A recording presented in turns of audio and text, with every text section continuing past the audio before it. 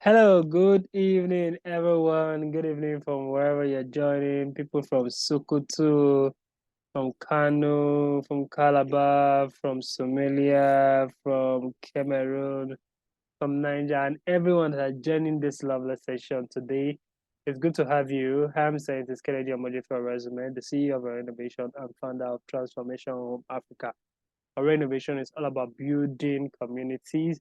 We're all about idea development, using the Yes Africa program to be able to connect and reach to a lot of Africans and train them on leadership and personal development skills.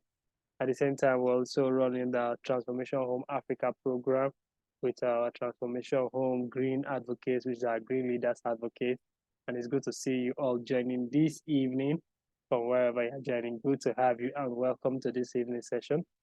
This evening session is going to be a discussion, and the videos are going to be made available for all those who are not able to join us online. So do want to have a lovely evening and as you join the session. So I'm just going to be going straight into it. So let's talk about the topic for today. Understanding leadership and its role for community development. So leadership and community development are actually intertwined concepts that play a crucial role in shaping the progress and sustainability of the society.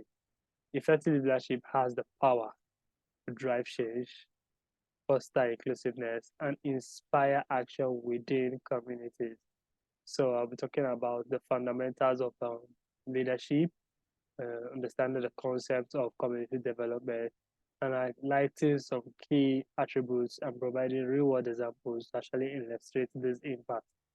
So I know a lot of us have heard about the word leadership, leadership, leadership. So today we're talking about leaders, we're talking about great leaders, we're talking about leadership for communities. So what does this really mean? What is the concept? What comes to mind when you hear leadership? So leadership is the process of guiding, motivating, and influencing individuals or group towards achieving a common goal. So, I mean, it's all about moving towards a goal. You want to be able to guide, motivate, and influence. So, John Maxwell say leadership is all about influence. How do you influence people? How do you get them to engage? How do you get them to commit and connect to you? So, in the realm of community development, leadership goes beyond mere authority. So, it's not just about having authority.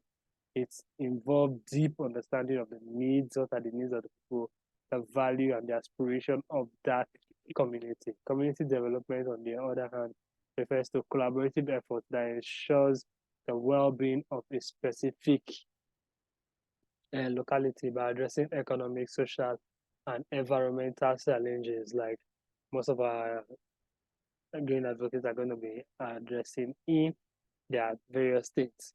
So there are some key attributes that can actually help you succeed as a visionary leader in community development. So one of those key attributes is visionary thinking. So you want to have that foresight, you want to think ahead, you want to be able to connect. Effective leaders in community possess a clear vision. So they possess a clear vision for better future. So you want to know exactly what do I want to accomplish, when do I want to accomplish, and how am I working towards accomplish. They're able to communicate this vision in a way that resonates with community members, inspire them to actively participate in development process, like what we do with all about the environment. So we want to see how do we connect and get people to actively participate in a cleanup exercise. The one cleanup exercise is coming soon, and we want to see how do we get people and make them participate. How do we motivate people? How do we communicate? How do we inspire them and tell them what are the needs and the benefits for joining those actions? I've been able to lead actions in various states across the country, and I was able to get a lot of people to join and partner and be able to put communities together that come together to organize cleanup, volunteers to clean up marketplaces, community centers, junctions, the street, and many others. So you want to be able to communicate clearly. You want to say, this is the benefit that's for you, this is the benefit for you, as for the environment, and we have only one Earth. Let's do well to save it. And another key attribute is also empowerment. A crucial aspect of leadership is empowering the individuals within the community. This involves providing them with tools and skills and resources needed to take ownership of their development, fostering a sense of urgency and self efficiency. So this is part of what we're even doing also to empower you as one of our green leaders and learning about leadership for your community. So we want to see what are the tools do you need? What are the skills you need? So we're going to teach you those tools, those skills. Then you use them to be able to develop and foster change in your own environment, connect with people, how you can connect with government, how you can inspire others, and how you can just get things started. Sometimes it's as easy as you and those two of that's your friend, you and those five of that your friend, just going out and starting something, um, making it impactful, putting a video out there. And from that, before you know, you have built a big and a wonderful movement that can actually bring in a lot of people. I think that will lead me to the third point, which is talking about collaboration. For community development issues require collaboration among diverse stakeholders. As you are solving this problem, I used to say engage with those stakeholders in your community, tell them about the problem, and let them know how you are doing to solve them, or what you are doing to solve them, and how they too can help and come into partnership with the project and solve it. So if you involve sending letters, you involve pay courtesy visits, you involve reaching out, engage those leaders, facilitate dialogue and build partnership, create a space for different voices to be heard. So sometimes there are already some organizations doing this stuff. So join them, invite them, talk about it, partner and do a project with them. The truth is that one thing I used to tell people is that you must not even wait to have an organization body before you start taking action and collaborate. A person, you as with your name, and say, I want to collaborate with A, B, or C, this organization, and you partner with the organization to implement that activities. The first activities I started was during my NYC when I started some of the community service on environment. I've done a lot of the same during my school days on health. And for the environment project, I was able to partner with various ministries and various youths that came around to help clean up, help plant. The ministries were even more than able, willing to support. And I came as an individual before that time, before I even talked about starting our organization in 2016. I came as an individual. I said, support me to do clean up. So me, my name. So it was engaging, and I got a lot of support the way I wrote that letter. So we teach you how to write those letters, how to connect, and how to actually make sure that you foster and build leadership purposefully and intentionally. Connect with people. Collaboration is the new normal. If you talk about SDG number 70, talk about partnership for the goal. So whatever you want to accomplish is making sure we explore the availability and the places that are in partnership. Then talk about number 4, which is adaptation. Circumstances in your community may often be dynamic. So what's working in one community exactly may need to be tweaked to work in the other community. So effectively that are adaptable and they're open to change. They're able to adjust, strategize, and based on the evolving needs of the community and the challenges that are involved. So you want to be able to adapt the plan. So let's say something was done in Lagos, something was done in US. How do you adapt it to copy it and put it in your environment? So there was a certain program I did in I think Lantern North, and the program I said I wrote to the local government about to support me. This was somebody that they said he does not use to support people, he does not use to support people, he doesn't use to give money. But the strategy I used there was I made the program such a way that the man was now the local government had to send a representative to do the opening speech of the program. So that means involving them directly, very directly, and sending them the programs on time, writing the budget for the program, and sending them the budget for the program.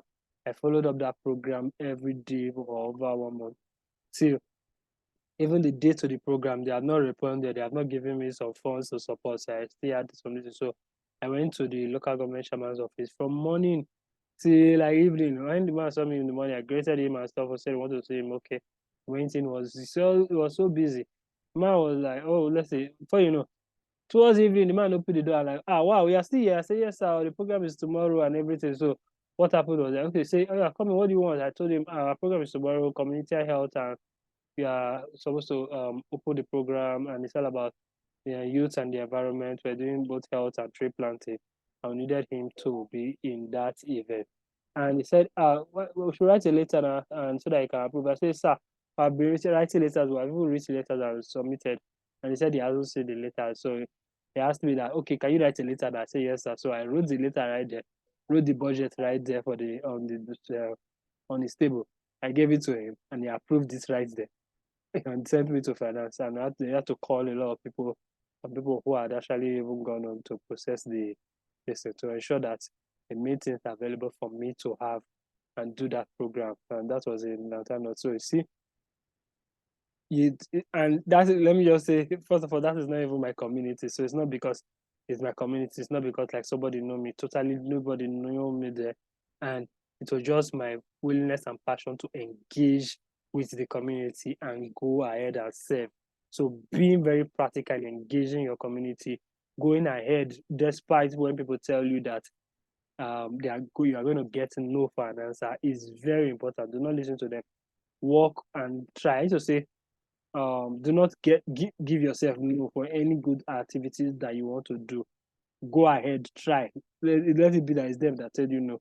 And most of the time, I used to say, if they tell you no, it's their loss because you would have been able to actually offer more and because you are actually offering a service to the community. So go ahead, try. So you get some no's, you get some great yeses, but you should be willing to keep pushing as a green leader, as a leader in your space, and a leader for the environment and for the betterment of Africa. There's some examples I like to share in leadership and environmental journey is that of there was a Jane Adams, son of Jane Adams, who won a Nobel Prize winner for the founder of Hull House in Chicago in 1888. The Hull House serves as a community center that offered education and recreational programs for immigrants and the poor. So, similar to the Yes Africa program that we're doing, where we offer skills in tech and productivity. So, we get people to work from various youth in Africa to engage. So, the other visionary leadership and commitment to improve lives of people in our community actually transformed the Hall House into a hub for social change. So these are when you have great initiative and you take action on them, you can actually achieve great things, a lot of great things. Another person was Gandhi. I think a lot of us must have heard of Gandhi's story and leadership in the independence of India. Gandhi during the independence struggle uh, demonstrated the power of non-violent resistance and community mobilization. So he was able to mobilize a lot of people, get people buying, sell his idea by communicating effectively, telling people how they can all produce. There was one of the clip I watched of his life story on how he said, if we want to change our economy, let's stop buying everything from us and let's learn to produce. Let's learn to actually go into production of things in India. Let's made in India clothes instead of importing all our clothes from the West. So you can encourage local production. Start a movement that actually encourage people to produce more friendly, environmental friendly products. Use more environmental friendly products. Start a campaign on it. Mobilize action. Start share those ideas and get people involved, get your thoughts. And one of my mentors said, how to actually be popular in anything is to start a space and make consistent noise. This is he called it noise. Whatever you're doing, just keep talking about it, keep putting it out there, keep putting it in media. Say before you know, if you can make it consistent, 1 year, 2 years, you are already known for that thing and you start attracting the reward that you actually deserve. Because as I used to say, there's a reward for social service, there's a reward for leadership and community development, which usually pay over time. It's left for you to actually go into that reward and um, get doing. Don't stop. It should be something you're passionate about. To keep working on it. Another person is Wangari Matai. If you have done the course on understanding climate change, I think she was also mentioned there. She was popular for the Green Belt movement. Wangari Matai is a Kenyan environmentalist and political activist. She actually founded the Green Belt movement. Her leadership promoted environmental conservation and women empowerment. by encouraging tree planting. The same way we're trying to encourage everyone every year to at least plant a tree. So we're expecting everyone in our programs to actually take it upon themselves to plant a tree for the environment. That is just one step of demonstrating your leadership and capacity in your environment. Just one tree can actually make a difference. So this grassroots movement positively impacted both environmental and local communities. So, and through that, she became very well known. And today, she is being mentioned as a icon and a beacon for change in our environment, right? All the way from Kenya. So you see, these people that actually actually demonstrated those leadership skills and those tenacity that keeps you working, keep you going, keeps you believing. So leadership is actually a catalyst for community development, driving positive change by fostering collaboration, empowerment, and visionary thinking. Effective leaders understand the unique need for their communities and inspire collective action towards their shared goals. So the example cited earlier underscores how leadership can be a transformational change for grassroots levels. So as we continue to navigate this complex journey of global leadership, nurturing leadership within the context of our community remains paramount for creating thriving and sustainable societies. So it's very important that we learn to take leadership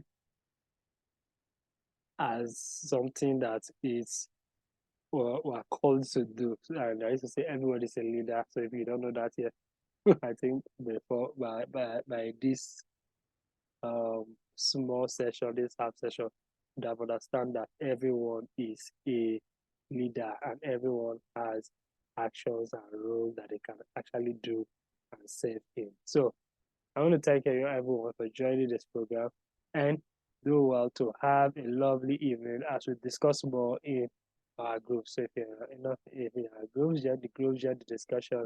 Let's talk about more about leadership, how we can connect and build a better society. Do have a lovely, lovely, lovely evening.